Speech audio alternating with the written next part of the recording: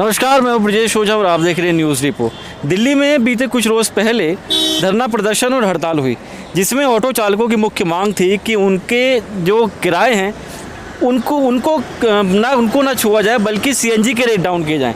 लेकिन इस प्रदर्शन के बाद एक बात ये सामने आई कि कुछ लोगों का कहना है कि सरकार की तरफ से, दिल्ली सरकार की तरफ से कमेटी बैठाई गई है जिसमें किराए को लेकर संशोधन किया जाएगा, यानी किराए को बढ़ा सकते हैं। अब आज हम यहाँ पर दिल्ली में कुछ ऑटो चालकों से बात करेंगे और उनसे जानेंगे कि क्या वो दिल्ली में ऑटो रिक्शा के जो किराए हैं वो उसको बढ़ाने के पक्ष में है या सीएनजी को कम करने के पक्ष में है।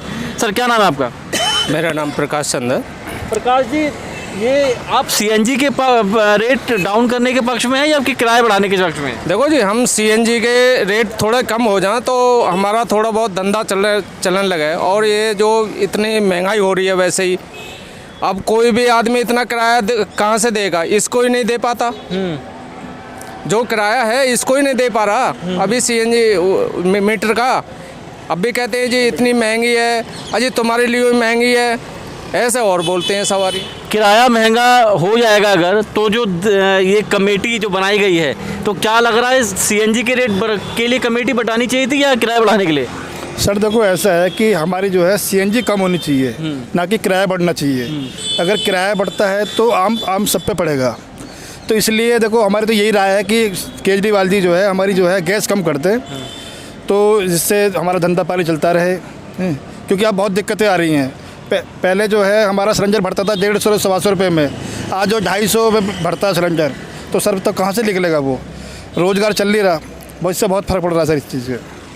किराया बढ़ाने के पक्ष में आप लोग हैं? नहीं सर, हम तो किराया बढ़ाने के पक्ष में नहीं है और सीएनजी कम करने के पक्ष में। 2 रोज़ पहले जो हड़ताल हुई थी वो किस लिए हुई थी? वो हुई थे सीएनजी के लिए। तो सरकार की तरफ से जो कमेटी बनाई गई है, ये क्या लगता है क्यों बनाई गई है फिर संशोधन के लिए? देखो जी, ये इसलिए बनाई गई है, हम ये चाहते हैं कि ये जो गैस का रेट है ये कम हो। अगर किराया बढ़ता है तो सवारी हमारे इस गाड़ी में नहीं बैठेगी, क्योंकि उन पर भी भार पड़ेगा। आगे जैसे किराया बढ़ा देते हैं, उनका कहीं पे जाके 50 या 100 रुपये बनता, वहाँ का उनका 200 बनेगा, तो इस हिसाब से फिर पैसेंजर नहीं बैठेंगे गाड़ी के अंदर। तो हम चाहते हैं कि गैस के रेट कम हो जाए। चलिए, हम ये यहाँ पर चालकों का कहना है कि गैस के रेट कम हो जाएं। तो भाई साहब, यहाँ पे ये बताइए कि ये कमेटी आखिर क्या सोच के बनाई गई है दिल्ली सरकार की तरफ से कि किराए में संशोधन हो? सर, मेन बात ऐसी है, 11 तारीख को हमने धरना प्रदर्शन किया था सचिवालय पे। उसके बाद हमने ये अल्टीमेटम दिया था केजरीवाल सरकार को कि हमने धरना प्रदर्शन इसलिए किया था कि गैस के रेट कम किए जाए, और गैस के रेट कम नहीं किए जाएंगे तो हम 18 तारीख को हड़ताल करेंगे। 18 तारीख को हमने हड़ताल की थी सिर्फ गैस के रेट कम करने के लिए, ना कि किराया बढ़ाने के लिए। किराया बढ़ाने से वाकई पब्लिक के ऊपर बहुत ज़्यादा पड़ेगा, महंगाई वैसे बहुत ज़्यादा है।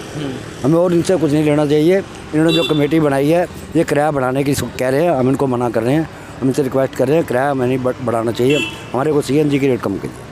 तो भाई साहब, कमेटी का कोई फ़ायदा नहीं है बिना आप लोगों के लिए? नहीं सर, कोई फ़ायदा नहीं है इसमें, पब्लिक को भी नुकसान है और हमें तो है ही नुकसान। सबसे ज़्यादा क्या है कि इसमें गैस में ही वो करना चाहिए, गैस के रेट कम करने चाहिए दिल्ली सरकार। चलिए, यहाँ पर देखा आपने कि कोरोना की मार ऑटो वाले भी समझ रहे हैं कि आम जनता के ऊपर भी पड़ी है।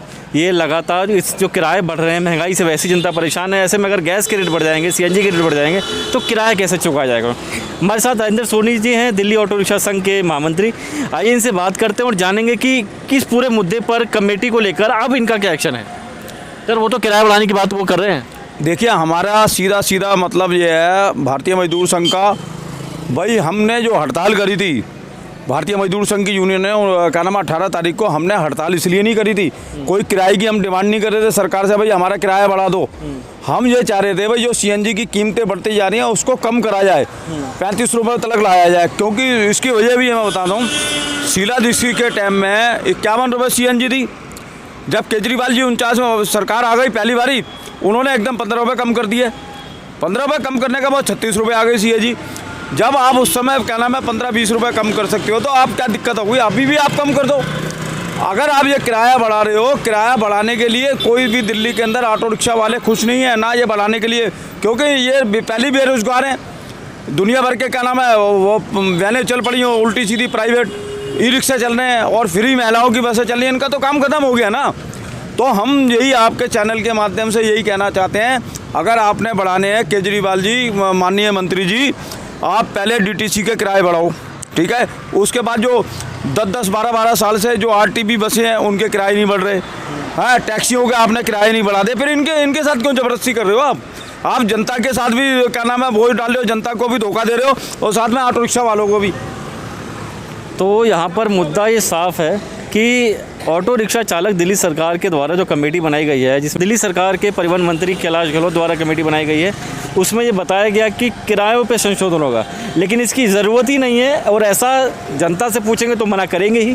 साथ ही ऑटो चालक खुद मना कर रहे हैं कि किराए को बढ़ाना कोई समाधान नहीं है, सीएनजी के रेट को डाउन करना चाहिए, सरकार को अपना वैट या जो भी टैक्स है वो कम करना चाहिए। लेकिन न जाने सरकार के मन में क्या है, क्या लगा उनको जिसके लिए कमेटी बनाई गई। अब देखना होगा कि चालकों का ये विरोध सरकार तक पहुंचता है या वो फिर एक बार आंखें मूंद बैठी रहेगी और किराए के संशोधन के नाम पर फिर से एक मार पड़ने वाली है दिल्ली की जनता के ऊपर और ऑटो रिक्शा चालकों के ऊपर। हम फिर हाजिर होंगे किसी नए मुद्दे पर, तब तक के लिए इजाज़त दीजिए। बहुत बहुत शुक्रिया, धन्यवाद, नमस्कार।